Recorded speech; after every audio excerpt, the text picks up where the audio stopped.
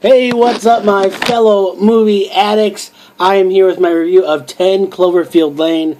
Now, this is the spiritual sequel to Cloverfield, the 2008 surprise hit. Both independent movies done on a relatively low budget. These are really cool, unique, suspenseful films in their own way. Matt Reeves, along with Bad Robot and J.J. Abrams as producer, created this really cool movie back in 2008 called Cloverfield. Shot like handycam footage, a found footage film. It was really cool, tense, suspenseful, had some great ideas. This one is, like I said, a spiritual sequel. There's elements that connect it. I'm probably going to spoil the movie during my quick review, so if you haven't seen it, please, please, please, I don't want to ruin the experience for you. But if you've seen the movie trailer, you know that a girl wakes up in a bunker. Who can she believe that is in this bunker? She's with two other men. Can she believe them? So I just want to give you a warning. I'm going to spoil the movie. So I don't want to ruin your movie. So it opens up in a really, really cool, unique way. A few moments of no dialogue.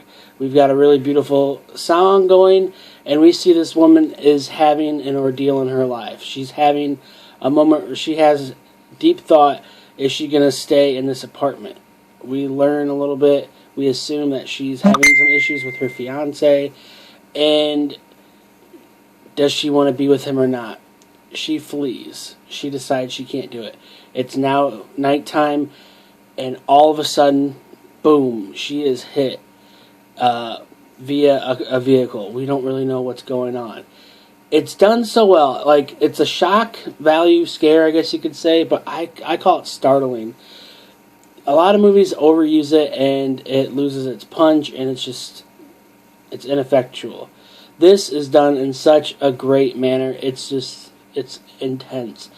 And then they immediately go to no sound, and you see credit. And then they go back, and you see the tumble of the car. It's just shot masterfully. It's very, very well done. She wakes up, like you see in the movie trailer. She's only in her undergarments. She's in a weird room. She has no clue what's going on. And she's got a severe leg issue. She's got an IV drip. What's next to that leg issue? A big chain. She's chained to the wall. She hears these big booming steps. What's going on? What's behind that door? It's John Goodman's character, Howard Stambler. Howard, basically, over this time, we learn he is a doomsday prepper. And he has told her that she was in a severe car accident, and he tried his best to save her life, and he obviously saved her life. But you kind of get the feeling that she does not trust him until we learn some more information. Also, in this bunker is a character named Emmett, played by John Gallagher Jr. He's someone who is able to shed a little bit more light on Howard as a person. To Michelle, the character played by Mary Elizabeth Winestead. And he's able to give a little bit more character and why he believes that Howard his claims are legitimate. So 90% of this movie, I would say, like, the first 4%, it's that car, and then, like, 86% of that movie is right in that bunker. We get to learn clues more about the radiation that could be going on. We get to learn more about Howard as a person, if he's actually doing it. And then we actually get some regret stories from both Emmett and Michelle. Why they're having issues with trust, and what can they do.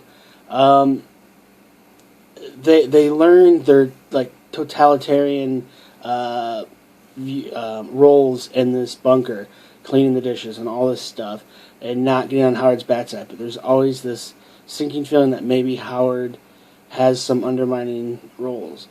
John Goodman is a tour de force. He gives a phenomenal performance. Even when he's in movies like that I thought were terrible, like Red State, he still gave a really good performance. This is a movie, like, this is a character-driven film. This is dialogue-heavy. This makes sense. It's tense. It's beautiful. It's great. The last 10 minutes of the movie, like I said, spoilers, big spoilers, it actually, she is able to finally escape. Is the air radiation filled or not? And we find out it's not. However, in the passing, we hear these noises, and we see this huge ship, and it comes her way. So this is where the kind of Cloverfield attachment comes in. There's some rumors that the film actually was just a creepy doomsday prepper movie, and J.J. Abrams saved the day. He's like, hey, let's make this Cloverfield 2. I don't really know how much of that is actually true. I've heard they did extensive extra scenes with the film, adding an addition to it, and maybe it's true. Either way, I think it's pretty cool, the connection with it. It's pretty much, we don't really know a lot. They don't give all these answers in the whole world, but it's pretty cool. She turns into, like, badass. It's basically, like Ripley in Alien. She's just, the last 10 minutes of the movie, she's going hard, meets Walking Dead. It's like Ripley meets Walking Dead. She's killing it. And she's got the will to live. She is like she may not be a doomsday prepper, but she's a doomsday survivor. This girl takes no prisoners. And like that scene where she's deciding if she's going throughout Louisiana or she's going to take a left and go to Houston, and she decides to go to Houston, that's a pivotal part. She could, in theory, be safe going one way or go that way and help other people. And you know what? She's going to help other people, and she's going to kick some alien ass. She knows how to kill them. It's cool. It's creepy. It's tense. It's